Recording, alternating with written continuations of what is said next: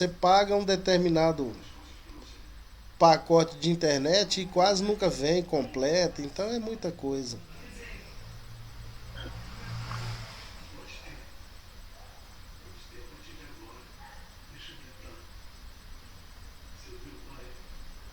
Vamos ver se vai destravar aqui, senão eu vou ter que abrir a reunião pelo outro, igual ontem. Professor, você tem ajuda ali para colocar?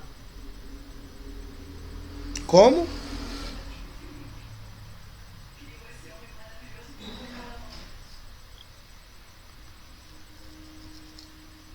Você tem ajuda aí?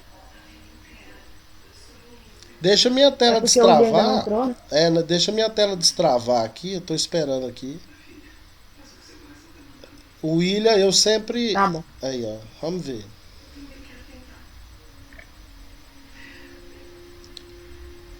Parece que vai ser igual ontem.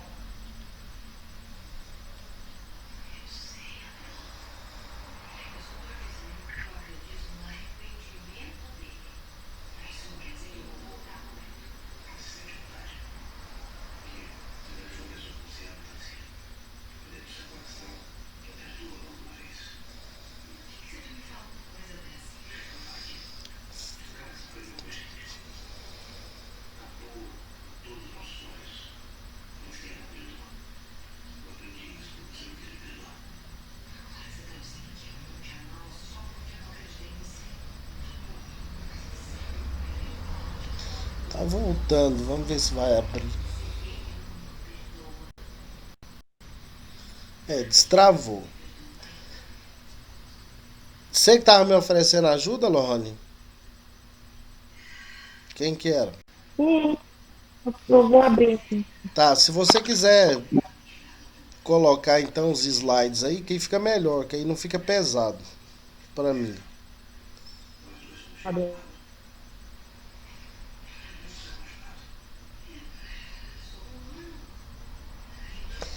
Não, ontem travou a tela, ficou quase 40 minutos, não destravava, eu tive que abrir pelo outro. Mas nossa, tá bom.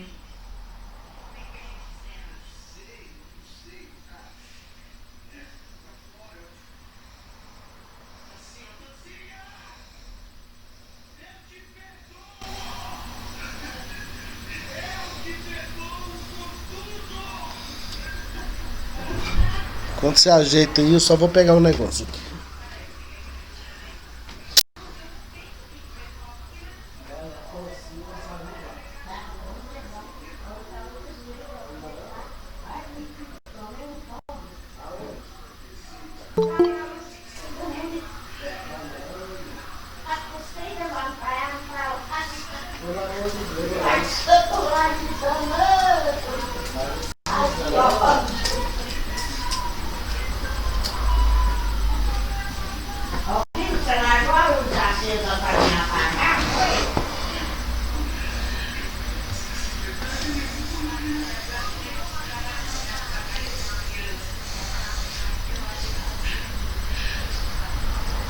Lindenberg, boa noite, Pai do Senhor.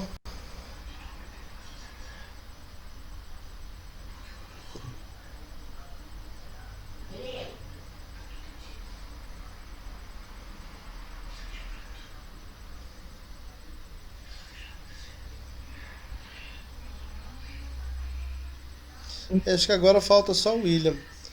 Se tiver pronta, Lohane, pode colocar o slide.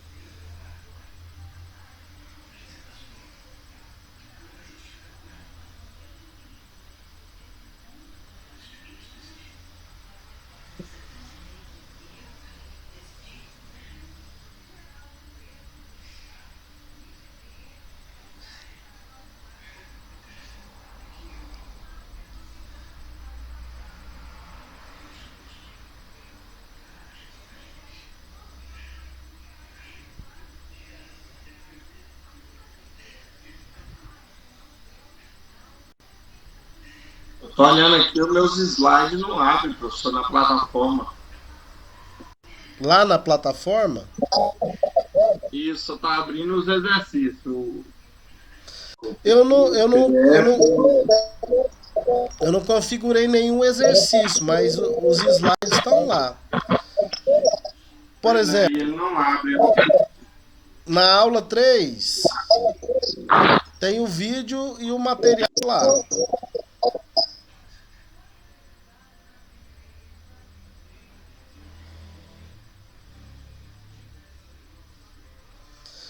Quando abrir a página inicial, o Arley, você clica em cima da aula 3. Aqui só aparece a aula 1, 2, 4. Então tem A aula 3 não tem. alguma coisa errada. A aula 4 eu nem coloquei lá ainda. Pois é, tem modelo da aula com exercício de múltipla, uma questão 4. Modelo de aula, exercício, escolha uma questão Eu 4. vou, eu vou Copiado. entrar na plataforma depois e vou ver a maneira de acessar lá e faço um tutorial, gravo um videozinho e mando pra vocês, pra ver como que entra lá. Tudo bem, obrigado, professor.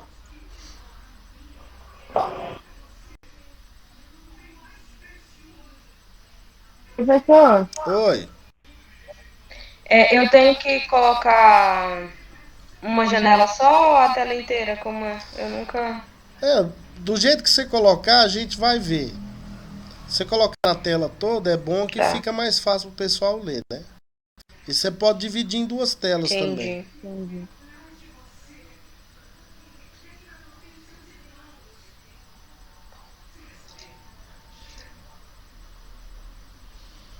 E é bom fazer sempre o seguinte, eu sempre mando no grupo antes o material, que aí é só vocês baixarem também, que vocês têm o material aí, né? Tá dando certo aí ou não? Tá sim. Beleza. Beleza. Então, olha só, antes da gente começar a aula, eu só vou recapitular até a gente chegar aqui. A gente, desde o primeiro dia, a gente falou o que é hermenêutica, o objetivo da hermenêutica, e a gente veio traçando um processo da historicidade da hermenêutica, desde lá do Antigo Testamento até a gente chegar no século XX. Então nós vamos entrar hoje no método histórico crítico de interpretação bíblica, que foi fruto de vários movimentos na história e que deram origem a esse método de interpretação da escritura. É necessário a gente aprender sobre ele para a gente ver o quanto pessoas ainda hoje fazem uso desse método, e esse método não trata a Bíblia como palavra de Deus. As pessoas que geralmente usam o método histórico crítico enxergam algum tipo de defeito na escritura. Ou a Bíblia é insuficiente, ou a Bíblia não é autoritativa, ou a Bíblia não é totalmente inspirada. Então, ele é fruto de alguns movimentos que a gente vai ver a historicidade disso agora, e a gente aprende sobre ele para não usá-lo. Eu não quero chegar no final do curso e algum de vocês está optando por usar o método histórico crítico. Eu já tive aluno que preferiu usar esse aí.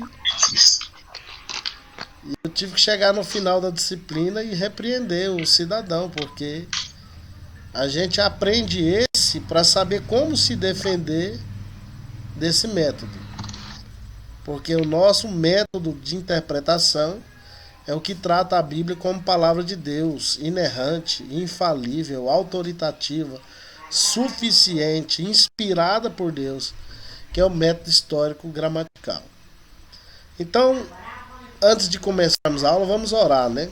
Pedir a Deus a direção dele, que a internet não caia e que tudo dê certo. Senhor Deus e Pai, em nome de Jesus, estamos mais uma vez reunidos em Teu nome, porque Te amamos e Te adoramos.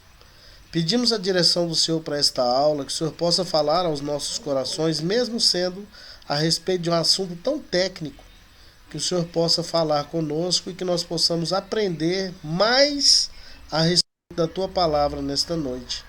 Em nome de Jesus. Amém. Então, olha só, como que surgiu o método histórico crítico de interpretação. Em diversos aspectos, como qualquer método de interpretação, ele faz uso de alguns princípios e regras que são derivados do bom senso, da razão e da lógica, e que não são propriedade de nenhuma hermenêutica. Quem pode fechar esse microfone aí? Tem um microfone aí dando microfonia. Ok, vamos lá. Contudo, o que ele tem de distintivo é seu débito para com as ideias do humanismo, da Renascença, do deísmo inglês, do ceticismo francês e do iluminismo alemão no campo da teologia. Presta atenção. Olha a influência desse método. Da Renascença, o método histórico crítico absorveu a ênfase no humano em detrimento do divino. Do ceticismo francês, a dúvida como pressuposto dogmático e metodológico. Do iluminismo, a razão em detrimento da revelação. Isso é tirado de um artigo do Augustus Nicodemos Lopes. Então presta atenção nisso. É fruto da Renascença, do iluminismo e do deísmo. A influência da Renascença, propriamente dita, no método histórico crítico. A Renascença, que havia antecedido a Reforma, direcionou a academia para as realidades terrenas, diminuindo a influência do referencial a Deus no ensino, na pesquisa e na reflexão. O apreço pela literatura clássica e pelas línguas originais, principalmente na Itália, que buscava recuperar as obras dos pensadores gregos, trouxe uma maior consciência da dimensão e condicionamento histórico dos escritos antigos, entre eles os sagrados. A ênfase à autonomia humana trouxe o desejo do livre pensar, sem as peias de influências externas, principalmente da igreja e da tradição. Esse espírito preparou o terreno dentro das universidades e seminários de toda a Europa para o surgimento de um método de interpretação da Bíblia que considerasse primariamente as implicações do contexto histórico e do próprio conceito de história e realidade dos antigos escritores sagrados, relegando a um papel secundário seu caráter divino. Esse texto também é extraído do Augusto Nicodemos Lopes, o artigo. Depois eu vou enviar o artigo dele lá na plataforma. Então, olha só, colocaram em primeiro lugar toda a condição humana. E todo o caráter divino da Escritura ficou em segundo plano. Vocês estão me ouvindo bem? Sim, professor. Sim. Ok. Quando eu estiver falando, se estiver tendo alguma interferência, vocês me avisem, porque a gente nunca tem noção, ok? Então, olha só, o caráter divino da Escritura para esse método foi colocado em segundo plano. Então, todos os grupos que optaram por usar o método histórico crítico como método oficial de interpretação da Escritura percebem erros de certo grau na palavra de Deus, e isso para nós é inadmissível, né? Pode passar, Lohane.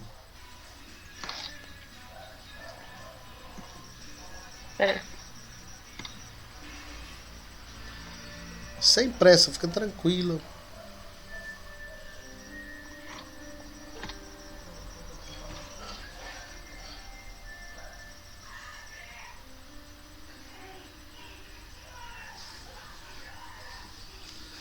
Ok, a gente viu a influência da Renascença, agora a influência do Iluminismo sobre esse método.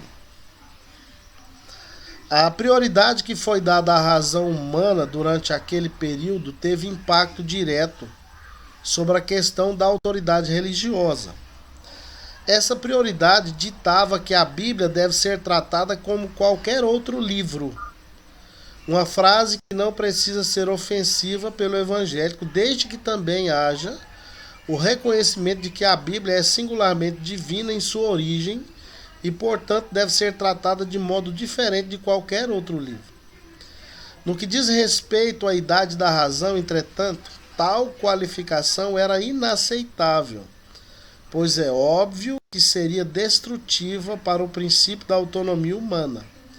Da mesma forma, a crítica bíblica veio a significar que não apenas a investigação científica dos documentos bíblicos, mas um método que pressupõe desde o começo o direito de o crítico julgar as verdades afirmadas na Bíblia. Assim, interpretar a Bíblia historicamente, por exemplo, significava quase que por definição admitir que ela tem contradições. Então, a partir do iluminismo, começaram a enxergar contradições na escritura. Agora, a influência do ceticismo no método histórico crítico. É uma doutrina que ensina que o espírito humano não pode atingir nenhuma certeza a respeito da verdade, o que resulta em um procedimento intelectual de dúvida permanente e na abdicação por inata incapacidade de uma compreensão metafísica, religiosa ou absoluta do real. O ceticismo francês, ele lançou, de maneira filosófica nas distintas culturas essa condição de não acreditar em nada. Nada é absoluto, não existe verdade absoluta. Tudo é relativo. Então esse método também foi influenciado pelo ceticismo. Qual que é o ponto de partida, então, desse método? Há um complexo de fatores por detrás do método histórico crítico. Contudo, a sua inspiração e orientação doutrinária está suficientemente representada na afirmação dogmática de J. Solomon Seller. Esse aí é um dos pais desse método. A raiz de todos os males na teologia é usar os termos palavra de Deus e escritura como se fossem idênticos. Olha o que esse indivíduo fez. Ele propôs a separação de palavra de Deus e escritura. Vamos entender isso agora. Essa distinção dogmática antecede o método. Por detrás dessa declaração está a compreensão doutrinária de que a escritura contém erros e contradições, lado a lado com aquelas palavras que provêm de Deus, bem como todos os pressupostos racionalistas do iluminismo quanto à não possibilidade do sobrenatural na história. Partindo desses pressupostos teológicos, os críticos iluministas se engajaram na busca da palavra de Deus que estava dentro da escritura, misturado com erros e contradições. Deixa eu deixar isso bem claro. Ele propôs que dentro da Bíblia está a palavra de Deus, mas não em toda a Bíblia. Dentro da Bíblia, para ele, tem a palavra de Deus, mas não em toda a sua extensão. Essa busca se tornou o objetivo do método histórico crítico, que é fazer a separação entre as duas coisas através da exegese científica e descobrir o cânon normativo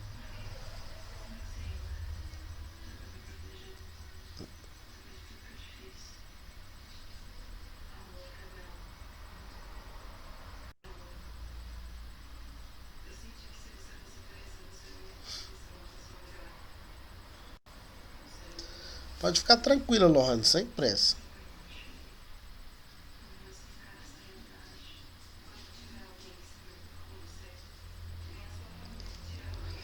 Ok, próximo. Aí. Então, olha só. A proposta era descobrir o cânon normativo dentro do cânon formal. Um cânon dentro do cânon. Eu costumo brincar com isso aí. Eu digo que quem procura o cânon dentro do cânon entra pelo cânon. Entra pelo cânon. O cânon normativo seriam as partes destes livros que são realmente a palavra de Deus. Ou seja, o cânon normativo para eles é a palavra de Deus.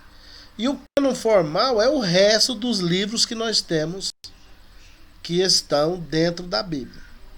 Então, só uma parcela de textos na concepção desse grupo é que é o cânon normativo e que é a palavra de Deus. Passa.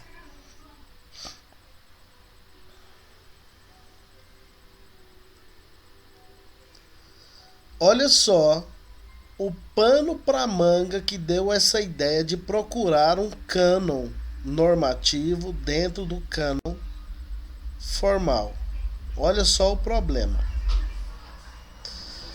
Todas essas críticas que estão aí, as críticas nascidas do método histórico crítico, né? Todas essas críticas têm como objetivo encontrar o cânon normativo dentro do cânon formal.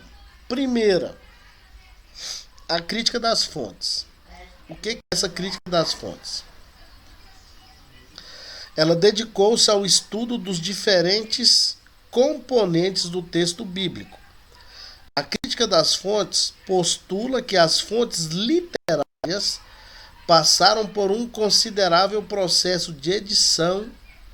Eu ponho entre parênteses para você entender o que eles dizem. Que a Bíblia foi alterada, teve adição e textos foram omitidos. Tais fontes representam tradições e teologias distintas e até conflitantes. Então eles dizem que o material que você tem, as fontes que serviram de base para o texto que nós temos e chamamos de Bíblia, Palavra de Deus, foi alterado, teve adição, textos foram omitidos. A crítica textual, quando trata disso, né, se é uma crítica textual usada por conservadores, vai totalmente contra isso aí. A gente vai aprender isso aí no método histórico gramatical. A crítica da forma.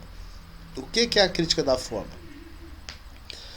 O objetivo da crítica da forma é descobrir as formas originais dos textos bíblicos, ainda em sua fase oral de transição, antes de serem submetidos à escrita, como aparecem no cânon formal.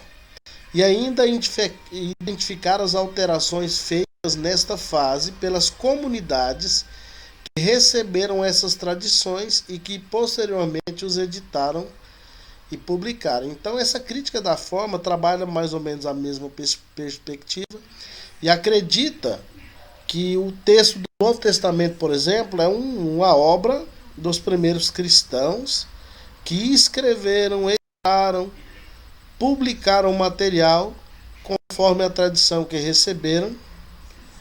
E eles fizeram as alterações que quiseram, colocaram lá o que quiseram e assim sucessivamente. E a crítica da redação. O critério usado por essa ferramenta crítica para separar a verdade do erro no cânon formal é descobrir os materiais originais, para em seguida expurgá-los das alterações feitas pelos redatores quando editaram os textos sagrados na forma em que se encontram no cânon formal.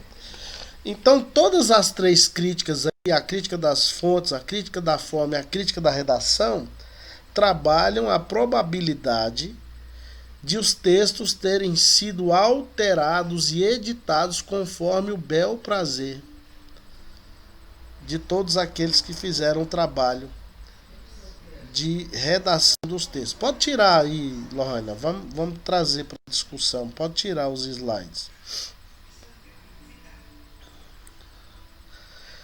Então, olha só o que acontece com o método histórico crítico de interpretação da Escritura. Ele parte do pressuposto que a Escritura não é totalmente inspirada por Deus e que dentro da Bíblia tem a palavra de Deus.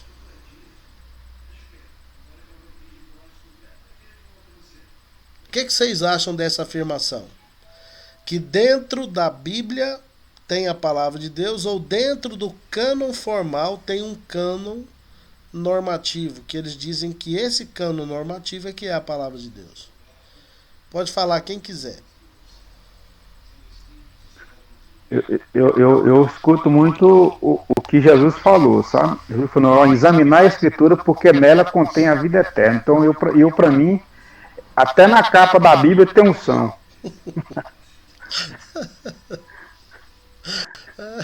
Até com a capa dá para expulsar um demônio? Dá disposto demônio. Tem a capa ali, é poder de Deus. Ok. Mas alguém quer tecer algum comentário sobre isso?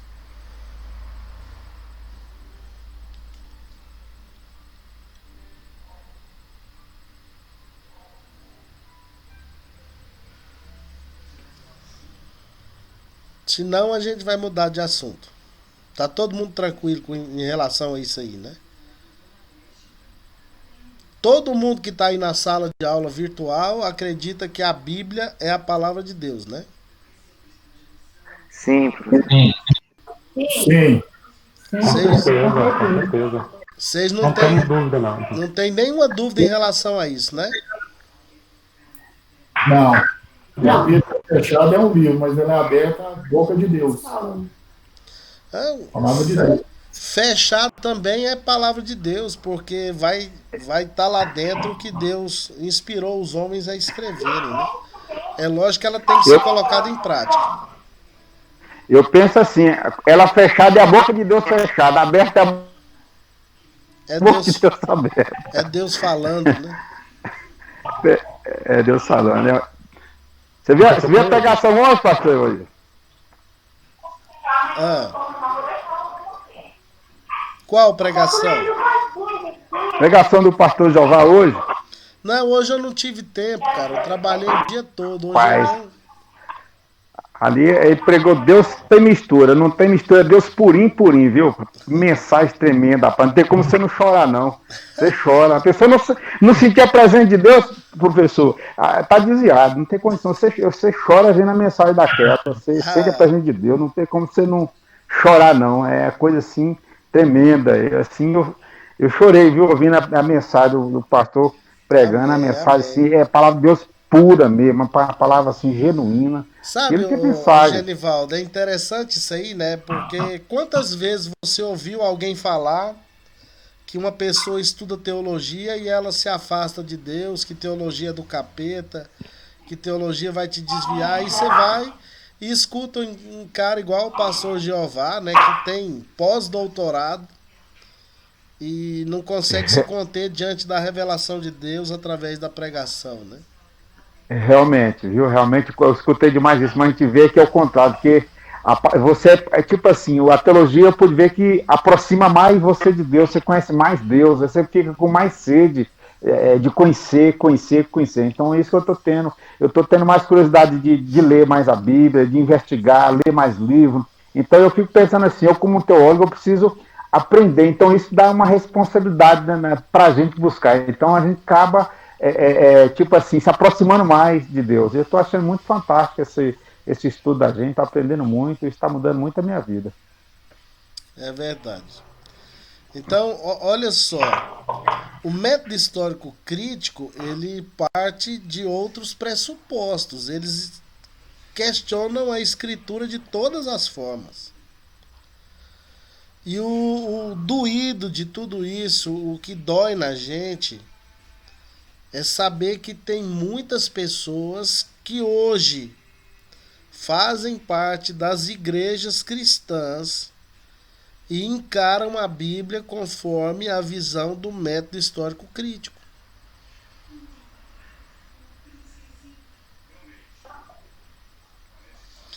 Olha só, eu era de uma igreja.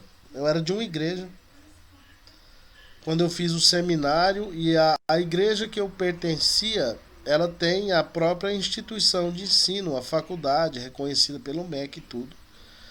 E eu tinha que fazer a minha convalidação do curso de teologia por lá. E quando eu comecei a fazer, eu fiz só um semestre. Eu desisti porque a teologia que era ensinada lá era uma teologia que tinha como princípio todos esses movimentos que a gente viu aí, que foram a inspiração e o nascimento do método histórico crítico de interpretação.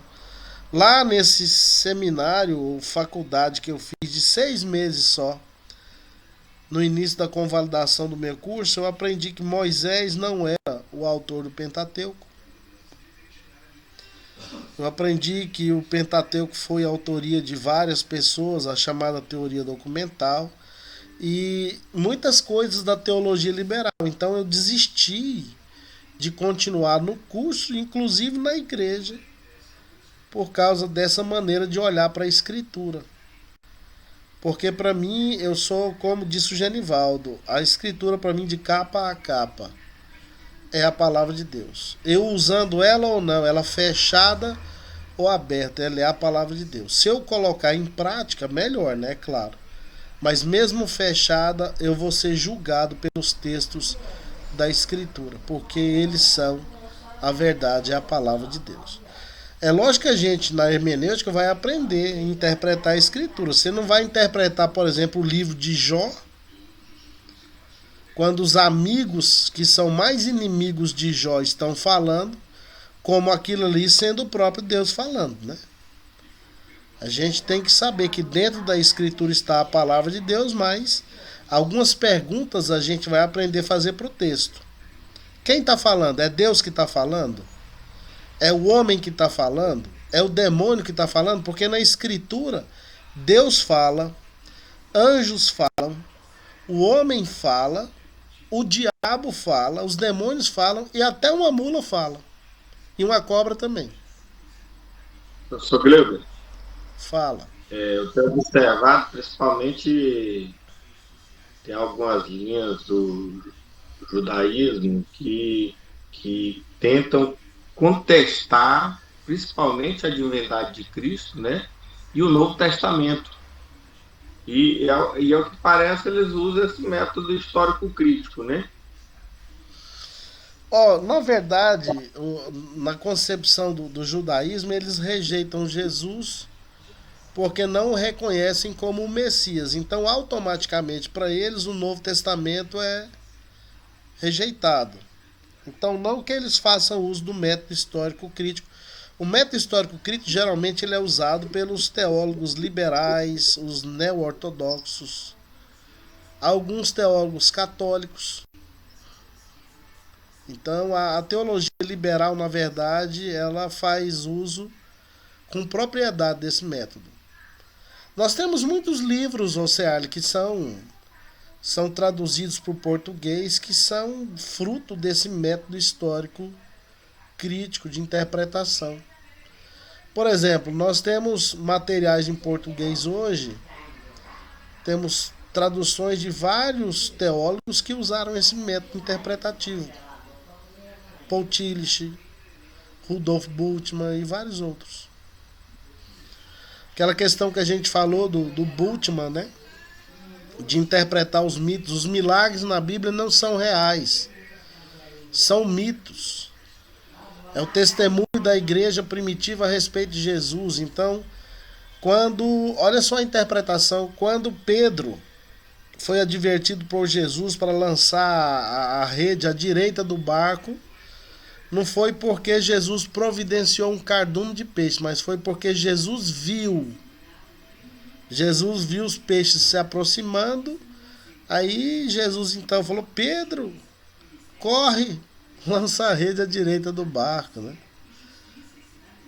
E o diálogo mesmo do texto deixa isso aí, já joga isso aí por terra, né? Pedro disse: Senhor, pesquei a noite inteira e nada apanhei, mas sob a tua palavra lançarei as minhas redes. Então ele lançou a rede em cima do nada. e a rede veio cheia de peixes. É milagre mesmo, é milagre. Viver. Poderia ter dito sobre a tua vista, né? Então, Poderoso esse versículo, viu? viver o Novo Testamento e desconsiderar os milagres é um absurdo, né?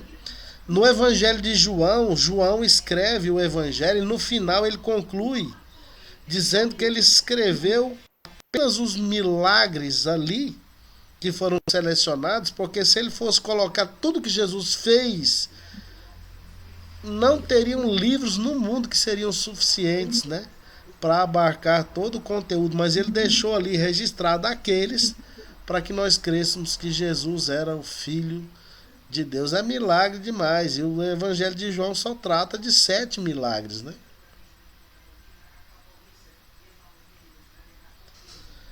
Então não tem como, né? Você olhar para a Escritura e não perceber que ela é a palavra de Deus. Nós tivemos aí, né? Em outubro do ano passado, eu até mencionei isso, em outubro do ano passado, no domingo, dia 25, um pregador bem conhecido brasileiro, um teólogo que já segui ele várias vezes nas mídias sociais dele, um cara fora do comum, pregou um sermão no domingo onde ele disse que a Bíblia é insuficiente e que ela precisa ser atualizada. Meu Deus do céu. Eu sempre fui fã, eu não posso negar, do pastor, mas quando ele disse isso, automaticamente já no meu coração nasceu uma vontade de contestar o que ele tinha dito. Eu escrevi um artigo específico para contestar essa fala dele. Então é uma lição. A gente não pode achar que os mestres, que os líderes que nós temos são infalíveis.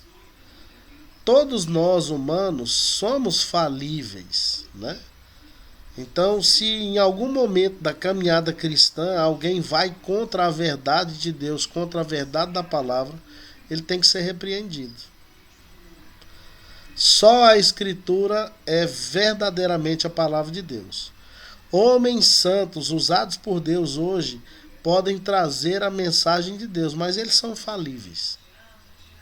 Só a Escritura é infalível. E a partir do momento que você começa a olhar a Bíblia com um olhar de encontrar erros, quer dizer, eu imagino que você já se perdeu. Você já se complicou todinho, porque qual vai ser a base, qual alicerce vai te sustentar? Porque a única estrutura que nós conhecemos, né, como confiável, como norte para nossas vidas, se você já pegar esse norte que você tem, que é a base de tudo, e aí agora você já não acredita mais que ela te dê condições de sobressair as adversidades, ou seja, você vai ficar perdido, você não tem para onde ir mais. Você falou tudo. Olha só, se eu concebesse erros na Escritura, eu não teria coragem de usá-la para nada.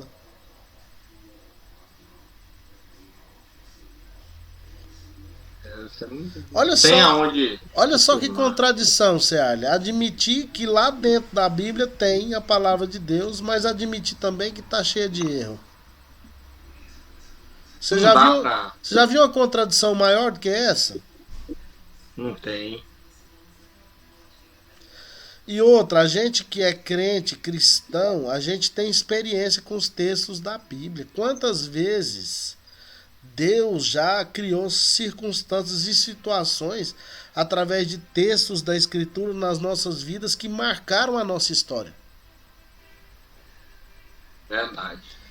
Ou seja, há uma ação contínua do Espírito Santo através dos textos da Escritura. O mesmo Espírito Santo que inspirou a Escritura atua na Escritura, atua no leitor da Escritura e ilumina o leitor da Escritura, o leitor da Escritura entender a palavra.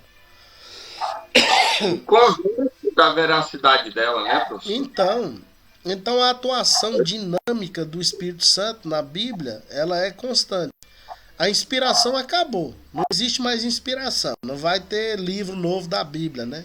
Não vai ter lá Cleube capítulo 3, Searle capítulo 2. Não vai ter isso lá. A inspiração já cessou. Mas a ação do Espírito Santo sobre a Escritura não cessou. Vai durar até a volta do Cordeiro. Professor, Pode falar. a Bíblia fala também que, em 2 Timóteo 3,16, né? Que toda a escritura ela é inspirada e boa para ensino, né? Eu acho também que a gente crê num Deus tão grande, um Deus tão poderoso, como que ele deixar um livro enganoso para a gente, né? Que seria engano para nossa vida. Eu acho que a gente crê num Deus tão grande assim, e crendo nele, a palavra dele é uma palavra inerrante, né? Toda ela é inspirada por Deus, né? Então, eu creio piamente nisso. E eu vivo, a minha vida é pautada nisso aí. Toda a escritura é inspirada por Deus. Toda. Não é só um pedacinho, não é só uma parte. É toda. E tem também o conceito da neo-ortodoxia. A neo-ortodoxia ensina que a Bíblia ela pode se tornar a palavra de Deus. Ou seja, você tem que ter uma experiência com um determinado texto da Escritura, uma experiência existencial para que naquele momento, aquela parte da Escritura se tornar a palavra de Deus. É outra questão que não tem fundamento, né? Não tem fundamento. Professor, Oi. para você estudar, fazer exegese do texto, né? Você tem que buscar a raiz do texto, a palavra, na tradução talvez tenha alguma alteração pelo sentido, né? De uma língua para outra. Para estudar isso aí, tá dentro do contexto desse histórico crítico ou não? Ou eu estou confundindo? Não. A exegese ela faz parte dos dois métodos, tanto do histórico crítico quanto do histórico gramatical, só que com funções diferentes.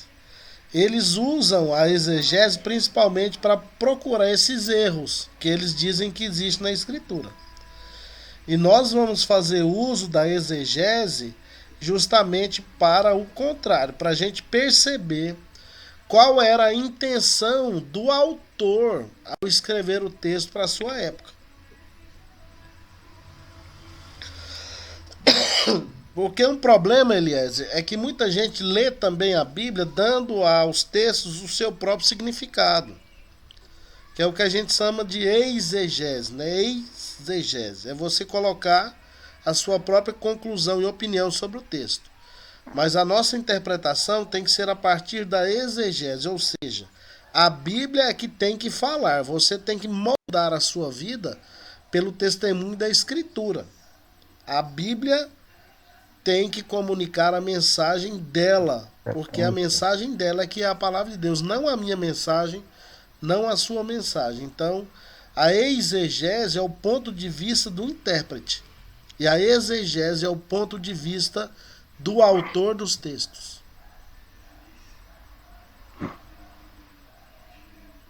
Tranquilo? Entendi. Obrigado. Então, Professor, a gente vai, só um minutinho, Genival, a gente vai começar daqui umas 2, 3 aulas já a falar sobre o método histórico gramatical e a gente vai seguir passo a passo como que funciona. E depois vocês vão ter uma matéria específica só sobre exegese. E vocês vão estudar ainda na faculdade hebraico e grego. O Searle já fez o grego já.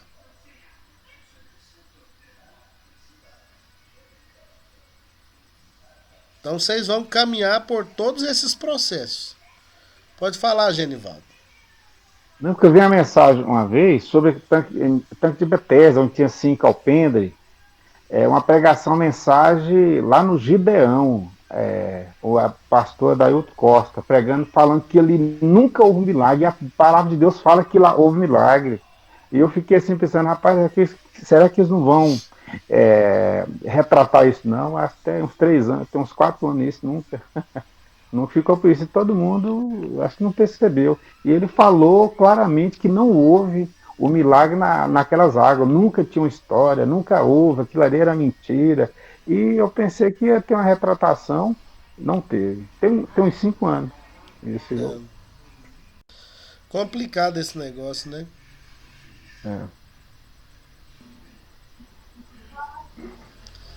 É aquela concepção clara, né? A escritura, ela é a palavra de Deus. Então, se a Bíblia diz alguma coisa, você pode ter certeza que foi Deus que determinou aquilo. Veio da inspiração do Espírito Santo, que é o texto que o Eliezer mencionou, de 2 Timóteo 3,16.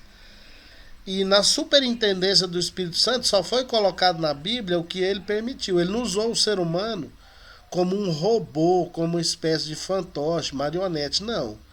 Ele respeitou a limitação de cada um, mas o Espírito Santo providenciou, através da inspiração da Bíblia, que o conteúdo da Escritura fosse só aquilo que era necessário. Então a Bíblia tem assunto que ela não trata. Mas a questão ética da Bíblia pode ser aplicada em todos os assuntos. Todos eles. É um livro perfeito, gente. E outra história a respeito da Escritura, é o livro mais bem documentado de todo o mundo. É o livro tido como livro sacro, livro sagrado, mais bem documentado de todo o mundo. Só o Novo Testamento tem mais de 5.000 cópias. Entre versões e outros adendos, a Bíblia tem mais de 10.000 documentos que atestam a sua veracidade. É um negócio impressionante. Impressionante.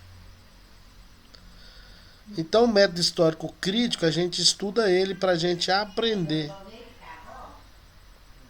ter argumentos para depois poder, de maneira racional e também na direção do Espírito Santo, refutar e rejeitar qualquer tipo de literatura que não trate a Bíblia como palavra de Deus. A gente pode usar o material, pegar a parte histórica, mas naquilo que ele vai contra a palavra de Deus, a gente tem que rejeitar. Aquilo que eu disse, é como comer um peixe. Tem que saber tirar o quê? As espinhas, né? Comer só a carne dessa espinha. E dentro da teologia liberal, dessas teologias aí, pós-modernidade, tem espinha demais. É igual comer piranha, né? Comer traíra, cachorra, né? É um peixe que tem mais espinhas, né? Então é isso. O conteúdo da nossa aula hoje é uma introdução ao método histórico crítico. Na próxima aula a gente vai ver todas as considerações que são feitas a respeito desse método e o que ele ensina, na verdade. Aí, a partir das próximas aulas, a gente vai entrar de cabeça no método que realmente nos interessa, que é o histórico gramatical. Para a gente aprender a interpretar a Bíblia de verdade. Mas até aqui, vocês acham que a hermenêutica já tem ajudado vocês de alguma forma ou não? Sim, sim. Porque você já vê com outro olhar, né? Você já passa a ter uma visão bem ampla da mensagem, né? Inclusive, para mim está servindo muito, porque eu já vejo um versículo assim, eu já tenho a noção, eu entendi de uma forma errada. Assim já abre, tem a clareza mais do que é a palavra de Deus. Quer ver, ó, um exemplo claro. Alguém está com a Bíblia aí perto? Sim. Sim. Abra aí 1 Coríntios.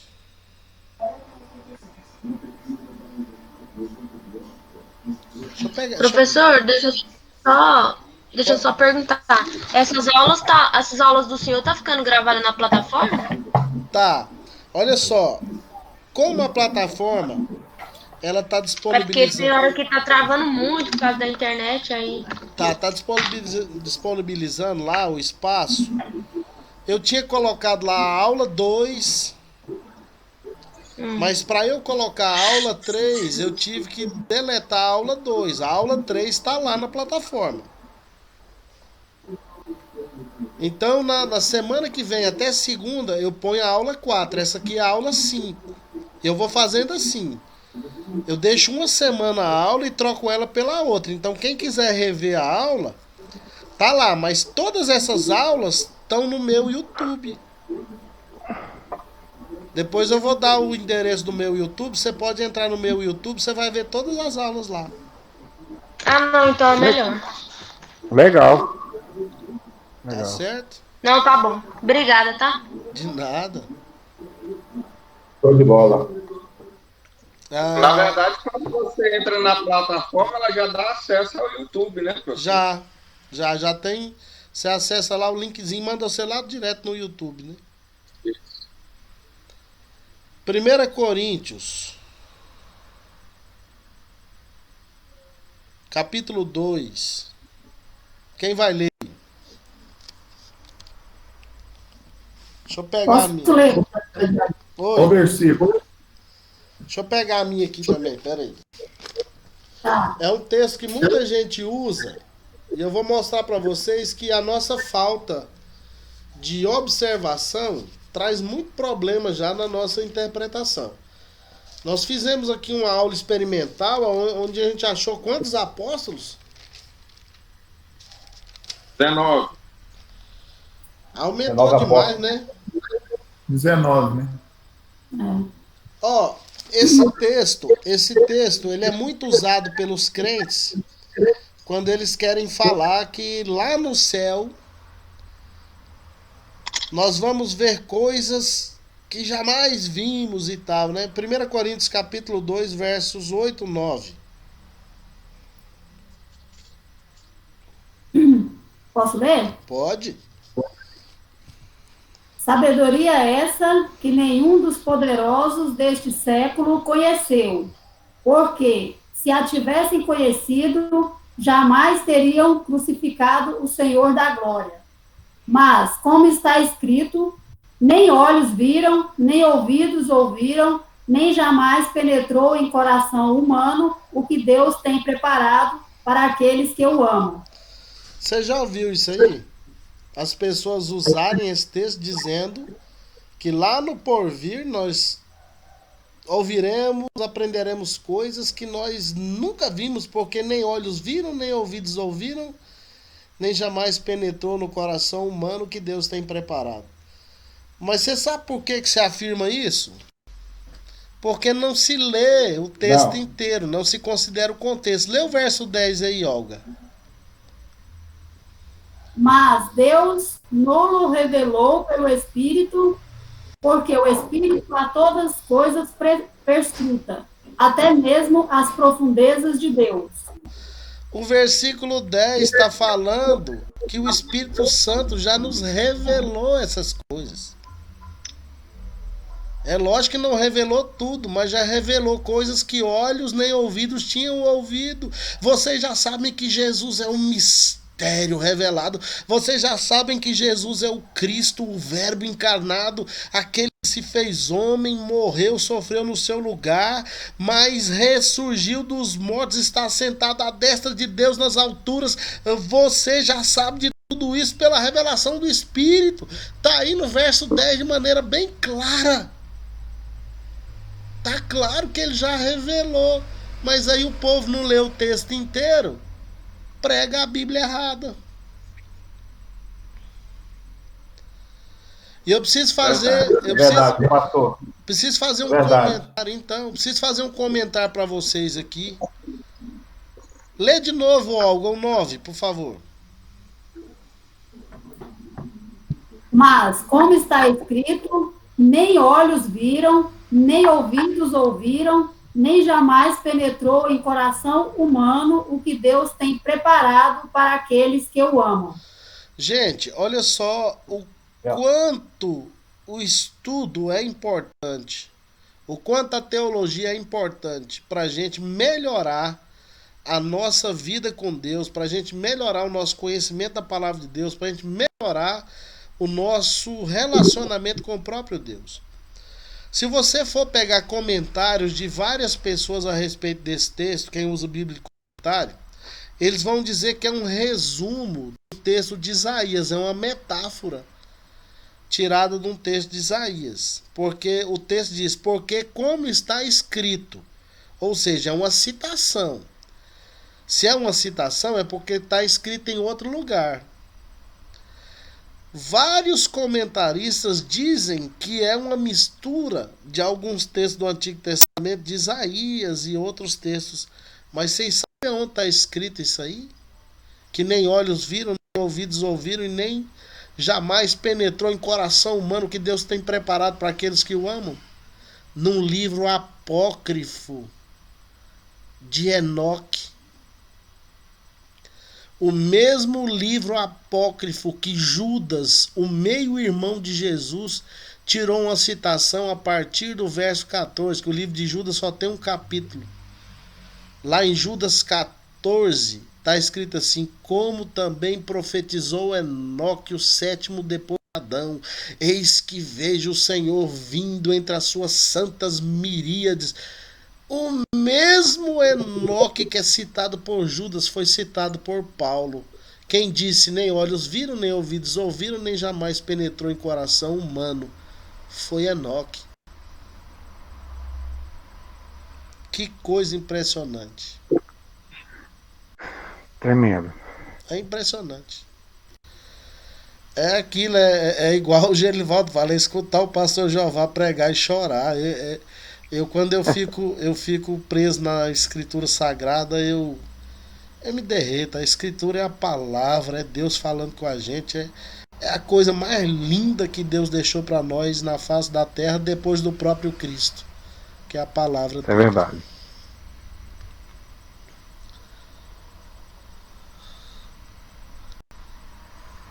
Vamos aceitar o Jaime aqui no Amém, ó. Ele apareceu.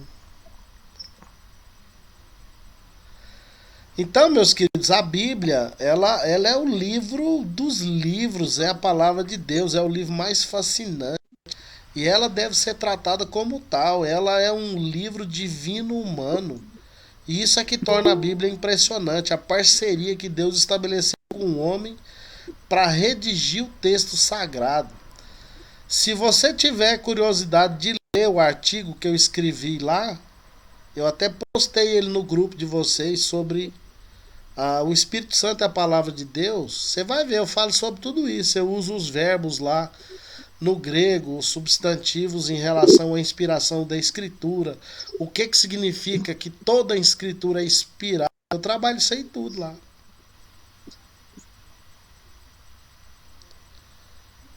E é esse livro que nos mantém unidos, né? Por meio da comunhão do Espírito Santo, porque é a vontade de Deus através da sua palavra.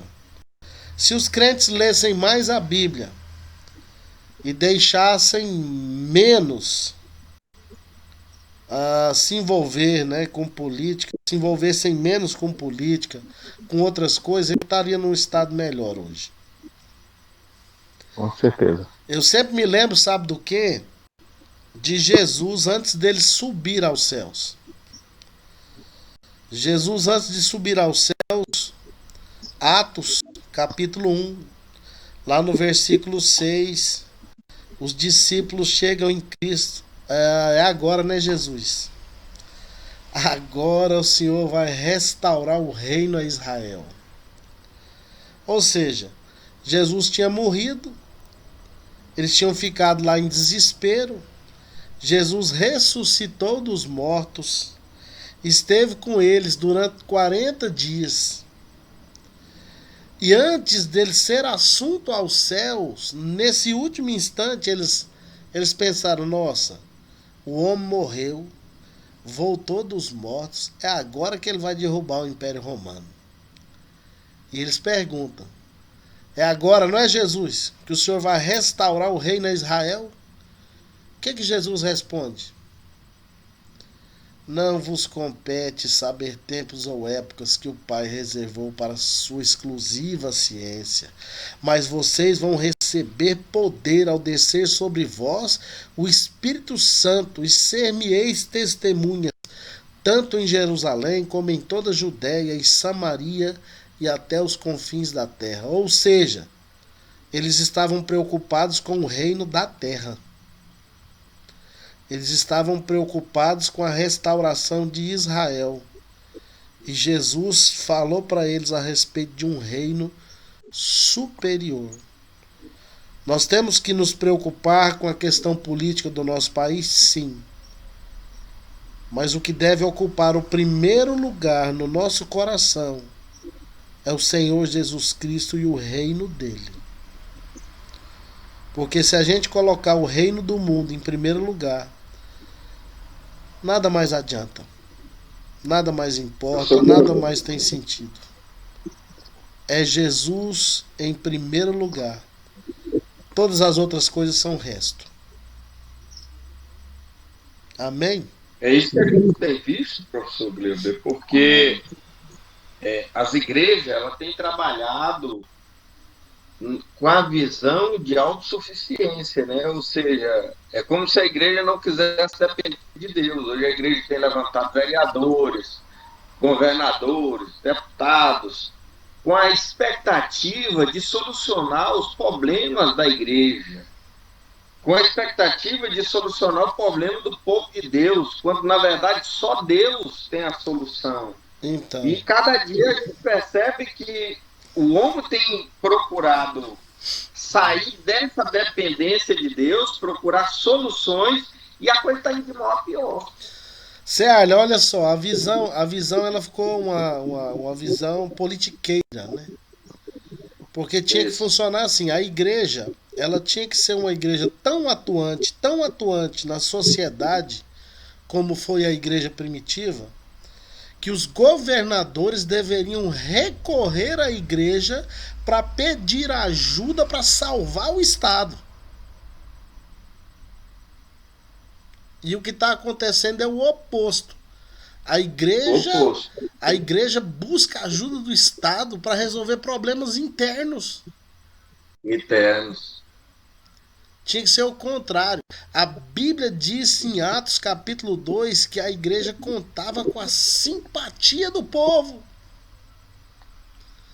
Hoje a igreja conta com a antipatia do povo.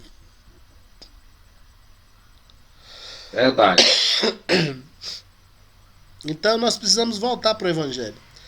Tem um hino até de uma igreja dissidente, mas a letra desse hino, todas as vezes que eu ouço, ela me joga de joelhos. Eu vou postar aí depois no final no grupo. O grupo é um quarteto chamado Arautos do Rei. A letra da música é Se Ele Não For o Primeiro. Gente, essa música falou muito comigo há muitos anos, porque eu estava percebendo que Jesus já não era o primeiro mais no meu coração. Eu estava com tanta coisa no meu coração que eu tive que fazer uma faxina. É igual esses antivírus que a gente coloca no computador, e para limpar o lixo. Eu tive que fazer uma limpeza em mim, que eu tirei lixo, viu? E esse tanto de lixo estava ocupando um lugar que é só do Senhor Jesus. Se Jesus não for o primeiro na nossa vida, meus queridos, nada adianta. Nada adianta. E a Escritura tem que ser tratada como tal, porque ela é a palavra de Deus. Então, para mim, qualquer um que trata a Bíblia conforme trata aí o método histórico crítico, ele precisa conhecer verdadeiramente o Senhor Jesus, porque ainda não conheceu. E todo mundo que já conheceu Jesus de verdade reconhece que a Escritura é a palavra de Deus. Amém? Amém. Aleluia. Amém. Amém. Se alguém aí quiser fazer um compromisso de retornar ao Evangelho, quiser aceitar Jesus, é só levantar a mão. Amém. Que eu oro. Brincadeira, viu, gente? É só pra gente descontrair. Eu já tive vários alunos em seminário que... Pedi desculpa aí, professor. Cheguei atrasado, tá com um problema de... Mas ainda bem que chegou. Depois você vai poder rever essa aula. Semana que vem eu vou colocar ela na plataforma. Eu tive um aluno, Ceará, no seminário. Na primeira aula, a Lohane foi minha aluna já no presencial. Até quando a gente pôde, né, ela pôde continuar no curso. Mas no presencial eu tenho o costume de me apresentar e pedir para os alunos se apresentarem.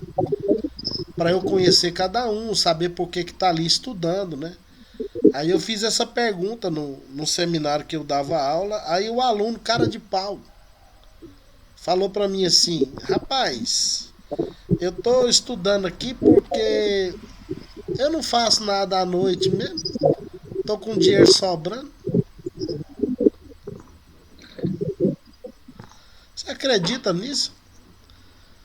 Eu falei: meu irmão, eu vou orar para Deus te pegar. Deus vai te pegar nesse curso e você vai se converter. E não é que isso aconteceu. O camarada se tornou dedicado à escritura, à leitura, um dos melhores alunos que eu já tive em toda a minha vida. Glória a Deus, né? Ô, glória. Porque Deus tem o poder de transformar as pessoas e Ele faz isso através do Espírito Santo e dos textos sagrados. Mas é Maravilha. gostoso, professor, quando você se depara com alguém que ela te confronta, com alguém que vai contra a palavra. Parece, a impressão que eu tenho é que quando a pessoa ela confronta e vai contra, né? Parece que o Espírito Santo age mais rápido na vida da pessoa, não é verdade? É só uma questão de tempo o Espírito Santo dar um pé de rodo nele, né?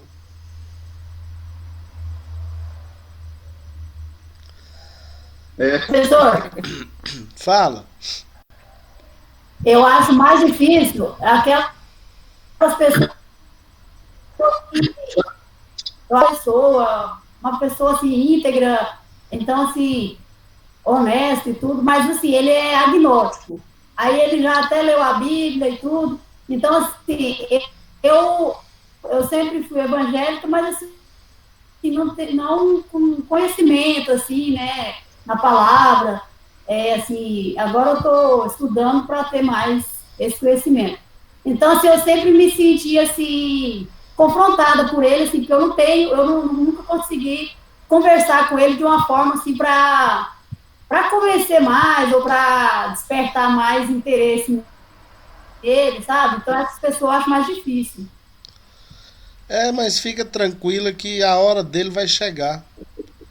E Deus vai usar você como um instrumento para que ele possa ser alcançado pela graça. Amém. Eu creio Amém. o seguinte, pastor Cleudo, que uma das maiores pregação de um homem e de uma mulher de Deus é o testemunho. Eu tenho certeza que essa irmã, com o testemunho dela, ela vai alcançar esse amigo dela aí. Não vai ser por muito falar, mas sim pelo testemunho do cristão. Tem quem usa aquele texto, tem quem usa aquele texto de domínio público, né? Pregue a palavra. Se for necessário, fale. Use palavras. Vocês se lembram? Isso é fato. Teve um missionário, eu vou contar esse testemunho e a gente encerra a aula. Teve um missionário que ele se preparou e foi para o campo. Se eu não me engano, ele foi para aquelas Ilhas Hébridas. E esteve ali entre os nativos. E ele ficou mais ou menos 1 ano na aldeia. Mas ele não conseguiu aprender o idioma. Um idioma muito complexo, uma linguística rebuscada, um negócio esquisito. Ele não teve facilidade, ele não conseguiu aprender, aprendeu apenas algumas palavras, mas ele ficou 1 ano ali. E ele foi escrever uma carta para a missão, pedindo para a missão selecionar um missionário ou um casal de missionários para mandar para o lugar dele. E ele então voltou para a Inglaterra, ele era inglês, E eles mandaram um casal de missionários para o lugar dele, que eram linguistas. E eles rapidinho foram entrando em contato com a cultura e com a língua. E aprenderam aquele dialeto. E já em questão de 6, 7 meses, eles começaram a traduzir o Evangelho de Mateus. E começaram já a falar de Jesus na língua deles, usando o Evangelho de Mateus, as partes que eles já tinham traduzido. E num determinado dia, depois da pregação que eles fizeram, toda a aldeia veio e cercou os missionários, e assim num tom de estavam, parece que meio que nervosos, né? Os missionários um pouco com medo, não estavam entendendo o que estava acontecendo. Até que o chefe lá, eu não sei se era um cacique, como que funcionava isso lá, mas o chefe deles se reportou aos missionários e disse: ó, nós queremos Jesus aqui de volta. Ah, mas como assim? Jesus não teve aqui não, Jesus viveu há praticamente 2000 anos atrás. Falou: não, tudo isso que vocês disseram a respeito desse tal de Jesus aí, nós vimos, era aquele que estava aqui antes de vocês. Vocês tomaram o lugar dele. Nós queremos ele de volta. Então, quando eles pregaram quem era Jesus, através do Evangelho de Mateus, o povo tribal havia entendido que o missionário que esteve entre eles, que não conseguiu falar o idioma, não conseguiu pregar na língua deles, mas esteve ali ajudando eles dia a dia na construção de tendas, na vida diária, na manutenção da vida na aldeia, orava pelos enfermos, os enfermos eram curados. Eles entenderam que ele era o próprio Jesus. Então o testemunho, como disse o Ismael, muitas vezes ele fala mais alto do que as palavras. Ok? Verdade. Aleluia. Amém. Coisa maravilhosa. Deus abençoe todos vocês. Até a nossa próxima aula. Eu vou olhar lá na plataforma, quem entrou lá, eu vou olhar como que você faz para acessar o vídeo e faço um tutorialzinho e manda aí no grupo. Mas eu entrei várias vezes, eu consigo entrar na aula lá e ela já me manda direto pro YouTube. A aula 3, que tá lá, mas no YouTube tem as outras aulas também. Até o nosso próximo encontro. Amanhã, quem puder me acompanhar, eu tô na Rádio Paz FM de novo, do meio-dia em diante. Amanhã a gente vai estar falando sobre um assunto muito delicado, que é o suicídio. E a gente vai estar tratando do suicídio. A gente vai estar tratando do suicídio à luz da Escritura, não à luz do que eu acho, e não à luz da crendice, mas a perspectiva bíblica a respeito da condição do suicida. Estejam orando por mim para Deus me abençoar e me usar lá, e que pessoas que precisam ouvir esse tipo de mensagem estejam ouvindo amanhã e sejam abençoadas em nome de Jesus. Qual horário, professor? A partir do meio-dia. Rádio Paz 89,5. Eu vou postar o link. Tá bom. Vou postar o link lá no grupo de vocês, que vocês podem acompanhar pelo YouTube, se quiser. Isso fica mais fácil. Fica mais fácil, legal. Professor Gleuber. Oi. O professor, o senhor tá bem? O senhor tá bem? É só uma gripe, uma tosse? O senhor tá bem, né? Eu tô gripado, né?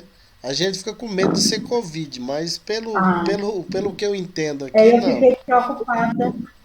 Pelo que eu entendi, é uma gripe mesmo. Mas ora sim. Tome ivermectina. Não, a minha ivermectina é o Espírito Santo de Deus. Se for necessário tomar algum tipo de medicamento, eu vou tomar. Ah, tá. Porque esse negócio, Genivaldo, a gente fala assim, mas a automedicação é uma das coisas mais perigosas que existe. A gente aqui não tem a ciência correta. A gente tomando um remédio sem necessidade, a gente pode estar afetando o próprio sistema imunológico, sabe? Mas eu tenho amigos médicos aqui, se for necessário eu tomar alguma coisa, eu vou tomar. Mas eu acredito que não é Covid, não. Não fiz exame ainda, mas vou fazer. Mas continue orando por mim, viu, Tereza? Pode fazer, pastor. Hoje a gente não pode. Descobrir o Senhor. Mas em nome de Jesus não vai ser nada, não. Vai ser só uma gripe mesmo, viu? Amém, amém, amém. Hoje a gente hoje não pode nem tossir mais que o problema é esse, Genivaldo. Você ficou com dor de cabeça e tossiu, já é Covid, né? E a gente continuar e é Covid, levando essa doença. Tem um cara que engasgou no e levar essa doença a sério. Eu perdi muitos amigos e muitos conhecidos essa semana passada. Inclusive ontem morreu um amigo meu de infância, que a gente estudou junto durante um período. E é dolorido, viu? Perder gente assim e saber que essa doença de fato é letal. Você que ia falar alguma coisa, Semana passada o pessoal no Tocantins. Sim, professor. Me desculpe eu cortando a conversa, mas eu peço desculpa aos professor, aos alunos aí. Eu tive uns problemas técnicos e é meu primeiro dia hoje, né, participando com vocês aí na aula, meu primeiro dia nesse aplicativo. Então, para mim é tudo muito novo, professor. Peço desculpa aos alunos, peço desculpa ao senhor. Tá perdoado, irmão. Gleidson, eu espero poder estar a nossa vocês nas próximas. A nossa expectativa em relação a você é que você é mais um bem-vindo que serve o reino de Deus, e a gente fica muito feliz de ter você entre nós. Você não vai ser prejudicado de forma alguma. Eu vou estar mandando material. Depois eu vou pegar o seu número aí no meu privado. Amém. Vou mandar todos os slides de todas as aulas. E depois eu dou o endereço lá do meu YouTube. Dá para você acompanhar essas aulas e outras lá que eu dou nas outras disciplinas também. Sim. Meus queridos, seja bem-vindo. Eu agradeço. Como eu digo para vocês sempre no final. Como eu digo para vocês sempre no final. Seja bem-vindo, Gleison. Amém, né? Obrigado. Isso aí, dê boas-vindas para ele. Como eu digo sempre no final das nossas aulas, se nesse ínterim, até a nossa próxima aula, Jesus voltar, eu vou estar debaixo da árvore da vida. Quem quiser bater um papo comigo, é só passar por lá. Glória a Deus. Amém.